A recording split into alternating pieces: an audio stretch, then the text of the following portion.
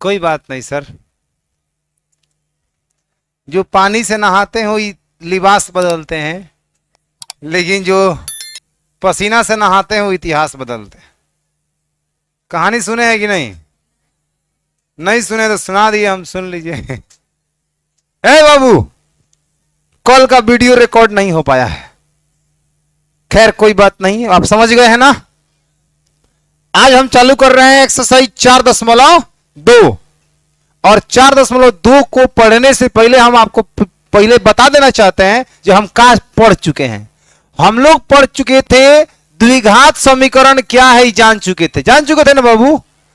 द्विघात समीकरण हम किसे कहते हैं जान चुके थे। द्विघात समीकरण का व्यापक रूप क्या है, ax² plus bx plus c बराबर 0, ये बात समझ चुके थे। साथ ही साथ ये भी पता करना सीख गए थे कि कौन द्विघात समीकरण है, कौन द्विघात समीकरण नहीं है, पता किए थे 4.1 में। उसके अलावा कुछ भाषा वाला क्वेश्चन था जिसका हम लोग क्या किए थे, द्विघात समीकरण बनाए थे। वो कहा था कि कुछ स्थितियां दी गई है, इन स्थितियों को पढ़िए और इसे द्विघात समीकरण के रूप में व्यक्त करिए। हम लोगों ने व्यक्त किया था। अब समय आ गया है द्विघात समीकरण के हल को समझने का, ठीक ना। तो आप हेडिंग लगाइए द्विघात समीकरण के हल, तब चलेंगे हम 4.2 में। हेडिंग लगाते हैं द्विघात समीकरण, द्विघात समीकरण के हल, द्विघात समीकरण के हल, ठीक है। द्विघात समीकरण के हल में लिखना है, बोल रहे हैं, लिखिए। द्विघात समीकरण के हल में लिखिए, बोले लिखो। द्विघात समीकरण में चर का वह मान, द्विघात समीकरण में चर का वह मान, द्विघात समीकरण में चर का वह मान जो द्विघात समीकरण को संतुष्ट कर दे, जो द्विघात समीकरण को संतुष्ट कर दे। द्विघात समीकरण में चर का वह मान जो द्विघात समीकरण को संतुष्ट कर दे, जो द्विघात समीकरण को संतुष्ट कर दे, हो गया। जो द्विघात समीकरण को संतुष्ट कर दे उसे द्विघात समीकरण का हल कहते हैं,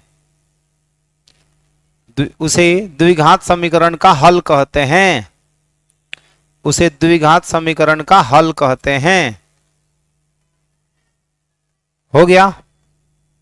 उसे द्विघात समीकरण क्या कहते हैं बाबू, हल कहते हैं। तनी पैराग्राफ चेंज करके लिखिए, तो लिखिए द्विघात समीकरण के हलों को मूल कहा जाता है, मूल। द्विघात समीकरण के हल को मूल कहा जाता है, द्विघात समीकरण के हलों को मूल कहा जाता है। क्या कहा जाता है बाबू, मूल कहा जाता है, ठीक है। द्विघात समीकरण के हलों का कहा जाता है, मूल कहा जाता है। समझिए, मान लो बाबू हाई एक द्विघात समीकरण है कि नहीं, जरा मुझे बताओ तो, है ना। तो द्विघात समीकरण का हल का क्या मतलब है, जो हल का मान मतलब ही है कि इसमें से चर का मान ज्ञात करिए। चर कौन है, x है।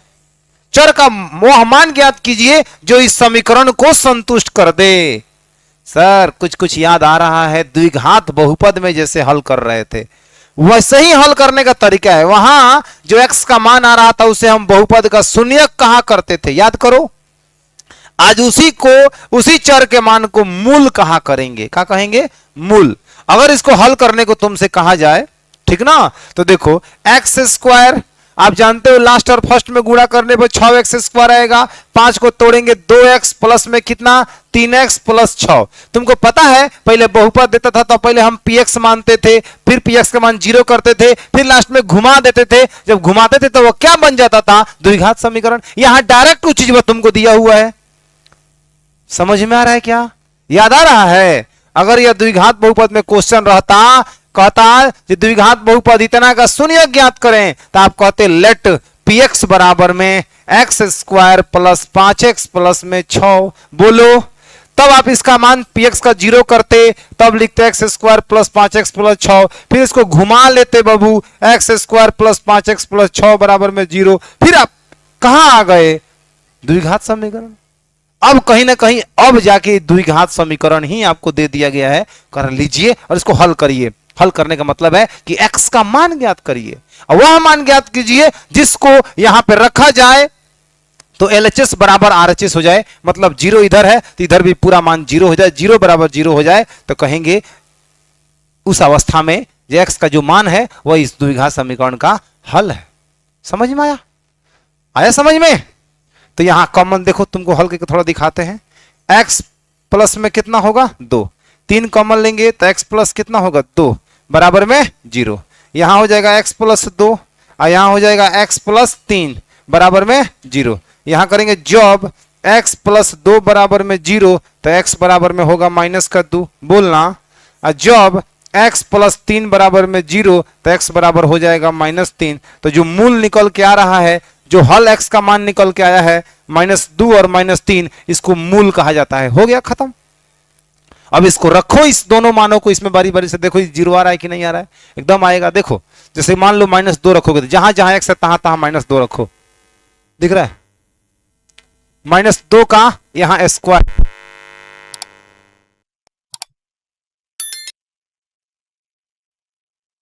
देखो x की जगह -2 रख दिए और +5 गुणे -2 और +6 बराबर में 0। बोलो 2 का वर्ग +4 हो जाएगा और 5 में 2 से गुणा करेंगे तो -10 और +6 बराबर में 0। 6 व 4 10 -10 बराबर 0, यानी 0 बराबर में 0। बताना कोई दिक्कत है? उसी प्रकार जब -3 रखोगे तो यहां +9 हो जाएगा, यहां -15 हो जाएगा और उधर +6 रहेगा, तो 9 6 15 माइनस में 15 बराबर में कितना आएगा? 0। आप बताओ LHS RHS बराबर हो रहा है कि नहीं हो रहा है? बात खत्म। तो इसे बोलते हैं द्विघात समीकरण का हल। और द्विघात समीकरण के जो हल निकल के आते हैं, यानी जो x का मान निकल के आते हैं, उसको हम बोलते हैं मूल। द्विघात समीकरण का मूल। क्लियर है? समझ में आया? तो द्विघात समीकरण का हल समझ में आ गया। कोई किसी भी द्विघात समीकरण में आपको क्या निकालना है? चर का मान। और द्विघात समीकरण में होगा तो 2 गो मूल आएगा, पक्का है। जगह द्विघात बहुपद में 2 गो शून्य हो रहा था, वैसे ही द्विघात समीकरण में भी आपको 2 मूल देखने को मिलेगा। ठीक ना? हमेशा द्विघात समीकरण में 2 गो मूल देखने को मिलेगा। ठीक है? इस चैप्टर में जो भी बात होगा सिर्फ और सिर्फ द्विघात समीकरण का ही होगा। जो आप गुणनखंड विधि से सीखे थे, आज वही विधि सबसे ज्यादा काम कारगर सिद्ध होगा। और 2 और विधियां आप पढ़ोगे जो वहां पे नहीं पढ़े हो। कहां पे? बहुपद में। कोई दिक्कत? आगे बढ़े। अब हमें लिखना है अगले पॉइंट पर जाके, लिखना है द्विघात समीकरण को हल करने की विधियां। चाहे डायरेक्ट लिखो पॉइंट बना के, जो द्विघात समीकरण को हल करने की मुख्यतः 3 विधियां हैं। लिखिए द्विघात समीकरण को हल करने की मुख्यतः 3 विधियां हैं। 3 विधियां हैं। द्विघात समीकरण को हल करने की मुख्यतः 3 विधियां हैं। एक नंबर में हो जाएगा बच्चा गुणनखंड विधि। गुणनखंड विधि। दूसरा हो जाएगा पूर्ण वर्ग बनाने की विधि। पूर्ण वर्ग बनाने की विधि। और तीसरा हो जाएगा द्विघाती सूत्र द्वारा। द्विघाती सूत्र द्वारा। द्विघाती सूत्र द्वारा। गुणनखंड विधि, पूर्ण वर्ग बनाने की विधि, द्विघाती सूत्र द्वारा। ये 3 गो विधि है सर। 3 विधि से किसी भी द्विघात समीकरण का हम हल ज्ञात कर सकते हैं। ठीक है?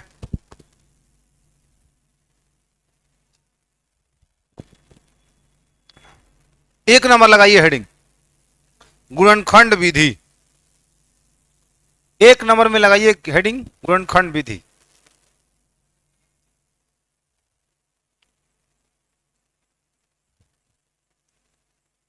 गुणनखंड विधि बोले, लिखना द्विघात समीकरण को हल करने की वह विधि, द्विघात समीकरण को हल करने की वह विधि द्विघात समीकरण को हल करने की वह विधि जिसमें द्विघात समीकरण का गुणनखंड करके, जिसमें द्विघात समीकरण का गुणनखंड करके, जिसमें द्विघात समीकरण का गुणनखंड करके, द्विघात समीकरण का गुणनखंड करके मूल ज्ञात किया जाता है, द्विघात समीकरण का गुणनखंड करके मूल ज्ञात किया जाता है, द्विघात समीकरण का गुणनखंड करके मूल ज्ञात किया जाता है, मूल ज्ञात किया जाता है, हो गया, उसे गुणनखंड विधि कहते हैं, उसे गुणनखंड विधि कहते हैं, उसे गुणनखंड विधि कहते हैं, हो गया। उसे क्या कहते हैं बाबू? गुणनखंड विधि है। सुनिए, 3 गो विधि है ना, 4.2 में हम बात करेंगे सिर्फ और सिर्फ गुणनखंड विधि का। जब 4.3 शुरू करेंगे ना, तो वहां पे पूर्ण वर्ग बनाने की विधि और द्विघाती सूत्र को आपको समझाएंगे, ठीक है। अभी रिलैक्स होके आप समझिएगा गुणनखंड विधि, और 4.2 में हम प्रवेश कर जाते हैं, ठीक है। क्या कहता है, थोड़ा हम एग्जांपल देखिए बना देना चाहते हैं। जैसे अभी आपको हमने समझाया भी था कि एक्स स्क्वायर प्लस में 7x प्लस मान लीजिए 10 बराबर 0, यह एक द्विघात समीकरण है, और इस द्विघात समीकरण को हमें हल करना है, और वो भी किस विधि से? गुणनखंड विधि से। तो गुणनखंड विधि से ज्ञात करने के लिए फर्स्ट और लास्ट में गुणा करिए, तो हो जाएगा 10x square plus 10x square. बताओ, बीच वाला को तोड़ो, जो आप दूसरे चैप्टर में सीखे हो ना, उसको यहां पे इंप्लीमेंट करो, उसका भरपूर फायदा यहां उठाओ। अब यहां हम तुमको नहीं सिखाएंगे, एगो प्लस प्लस लेकर, फिर माइनस माइनस लेकर, फिर माइनस प्लस लेकर, सारी बातों को वहां पे डिस्कस हमने किया है ना, तो उसका फायदा यहां पे उठाइए सर। यहां पे ज्यादा दिमाग नहीं लगाना है। लास्ट और फर्स्ट में गुणा करने पर 10, 5 और 2 होगा। बीच वालों को ऐसे 2 पार्टों में तोड़ना है, जिसको जोड़ने पर 7x आए, और गुणा करने पर जो फर्स्ट और लास्ट में गुणा करने पाया उतना आना चाहिए। तो यहां लिखेंगे एक्स स्क्वायर प्लस में 2x प्लस में 5x प्लस में 10 बराबर में 0। बोलो, किसी को कोई दिक्कत है बाबू? नहीं है ना। एक साथ है, कैसे लिखा जा रहा है? 5 को 2 को 7 को, 5 दूना 10, x में x स्क्वायर। क्लियर है ना सबको? अब देखो यहां पे कॉमन लो x, तो x प्लस का हो जाएगा 2, और यहां कॉमन ले लो कितना? 5, तो x प्लस कितना? x प्लस कितना? 2 बराबर में 0। अब आप इसमें से एगो पद है, इसमें से x प्लस 2 कॉमन ले लो। इसमें से जब x प्लस 2 कॉमन लोगे तो तुमको देखने को मिलेगा x प्लस 5 बराबर में कितना? 0। अब यहां कहेंगे जब x प्लस 2 बराबर में 0, तो x बराबर होगा माइनस का 2। बोलो बच्चा, ये बात वहां पर भी जो समझे थे समझिए। अगर सारा प्लस में है तो दोनों मूल किस में आएगा? माइनस में। हाँ, जब x प्लस 5 बराबर 0, तो x बराबर होगा माइनस का 5। लास्ट में कह देंगे, इसलिए मूल बराबर में -2 माइनस का 5 आंसर। एक बात और सीखिएगा, मूल को सर वहां हम शून्यक को अल्फा और बीटा से सूचित करते थे, क्या यहां भी कर सकते हैं? हाँ। और वहां जो शून्यकों का योगफल हुआ करता था, यहां हो जाएगा मूलों का योगफल। वहां होता था शून्यकों का गुणनफल, यहां होगा मूलों का गुणनफल। आ रहा है समझ में? किसी को कोई दिक्कत है तो ये भी चीज समझ के रखना है, क्वेश्चन आएगा हम बनाएंगे इस पे, ठीक है। किसी को कोई दिक्कत?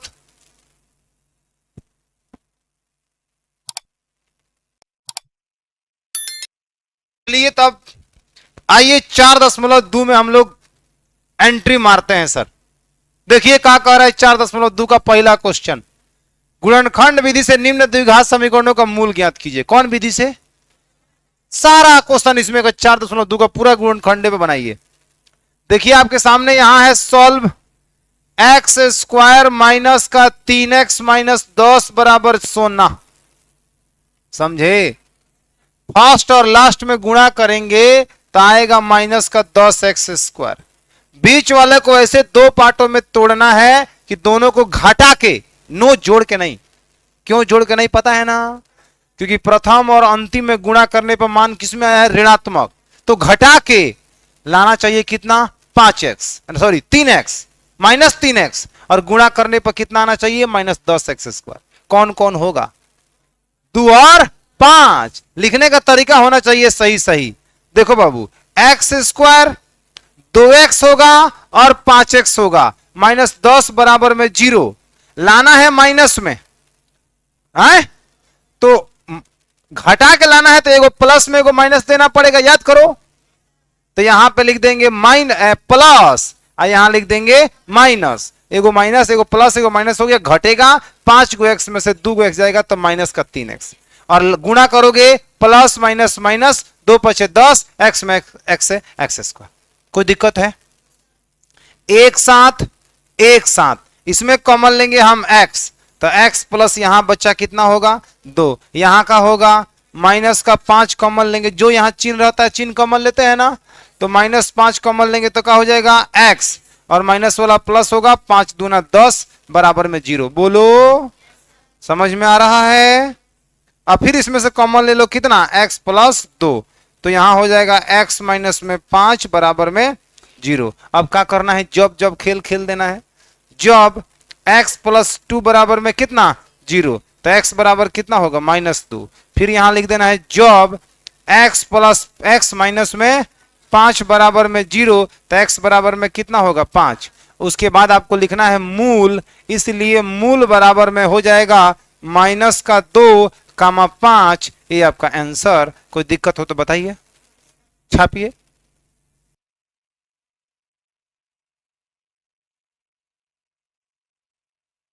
चलिए देखिए तो नेक्स्ट क्वेश्चन बनाओगे? ट्राई करो, बताओ इसका हल।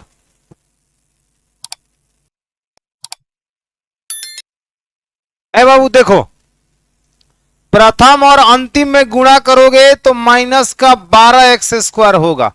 सही बात बोल रहे हैं? बोलिए, अरे भाई बोलो ना। अब बीच वाला को ऐसे दो भागों में तोड़ना है जिसको घटाने पर प्लस x आए, और दोनों को गुणा करने पर, जो प्रथम और अंतिम में गुणा करने पर माइनस 12x² आया है, उतना आना चाहिए। ठीक है, तो इसका पता लगाने के लिए कौन होगा? अगर बच्चा ज्यादा समझदार होगा तो कहेगा सर 3 और 4 होगा। 3 चौका 12 और 4 में से 3 जाएगा तो 1, काम खत्म। इतना ही से उससे काम हो जाएगा। अगर कोई बच्चा अब नहीं समझ पा रहा है तो उसके लिए हम हिंट्स करना चाहते हैं कि जो प्रथम और लास्ट में गुणा करने में जो संख्या आ रहा है ना 12 को तोड़ दो।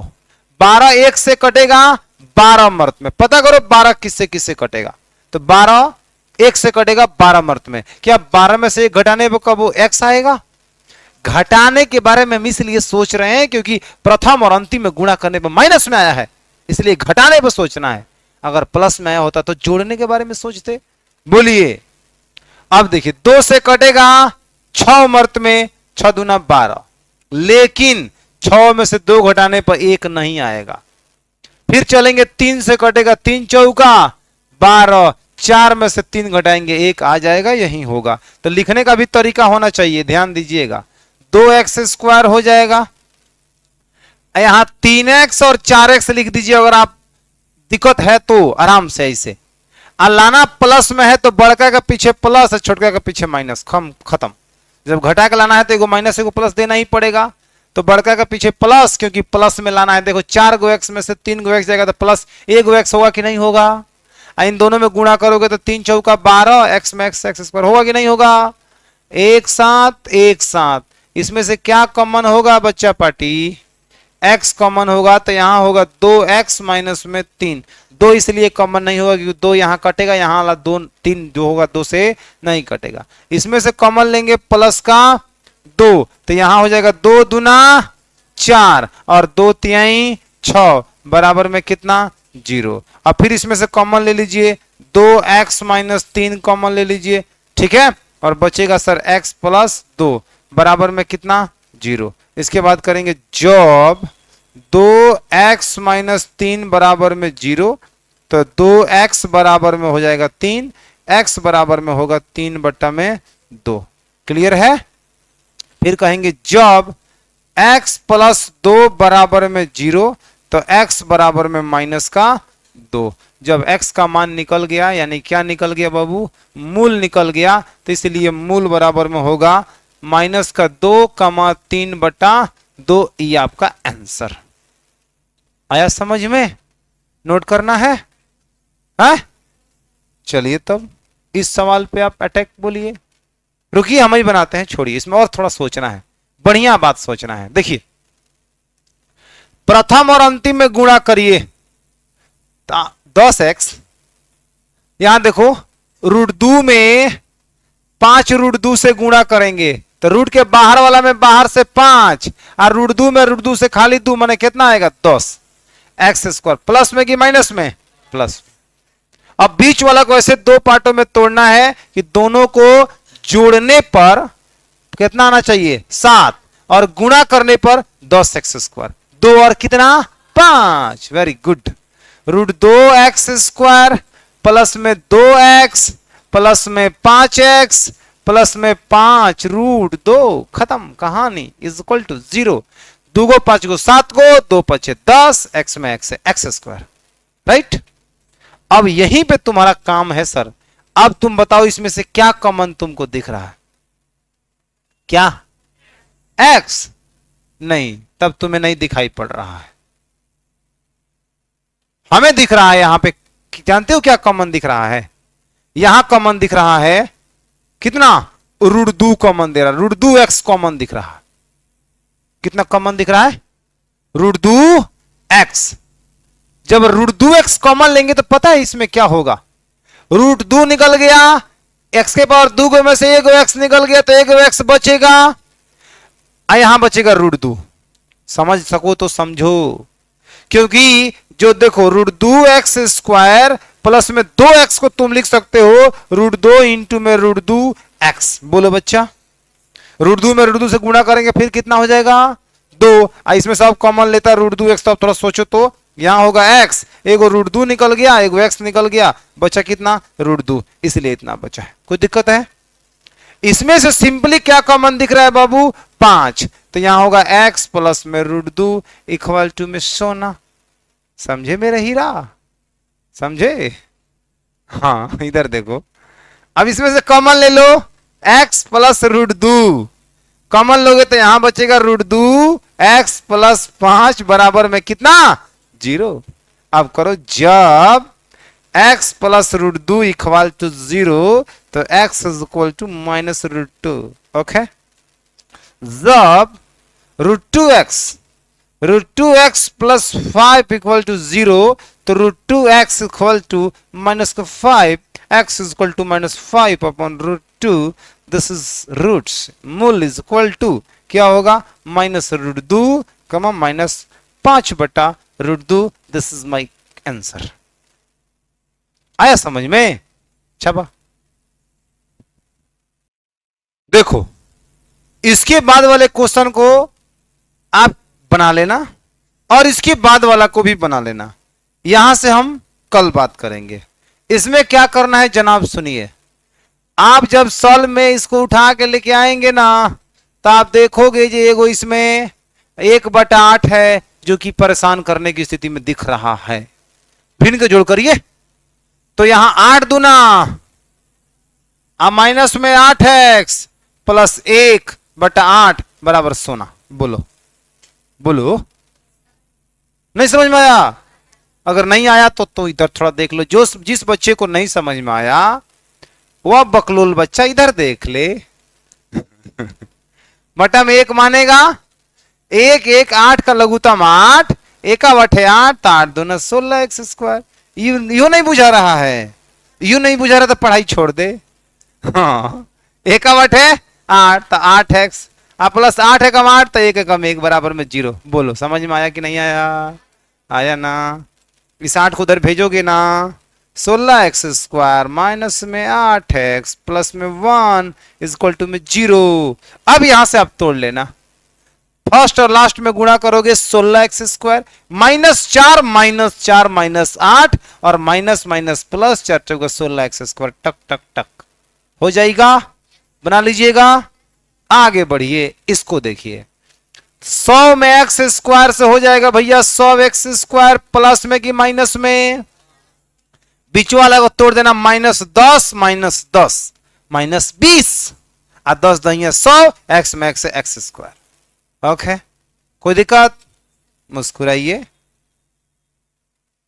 लीजिए, आओ यार। ठीक है, आज के लिए इतना ही रहेगा। फिर हम लोग कल भाषा वाला क्वेश्चन की तरफ मूव करेंगे और कल कोशिश करेंगे चैप्टर 100 से समाप्त हो जाए। ठीक है, उसके बाद पूर्ण वर्ग बनाने की विधि, तब द्विघाती सूत्र बता देंगे और तब किसका मूल वास्तविक है किसका मूल काल्पनिक है। अभी मत कहना सर फिजिक्स में वास्तविक काल्पनिक पढ़ाए थे, याद है कि नहीं जी तुम लोगों को? कोई बताएगा वास्तविक प्रतिबिंब और काल्पनिक प्रतिबिंब में क्या अंतर है?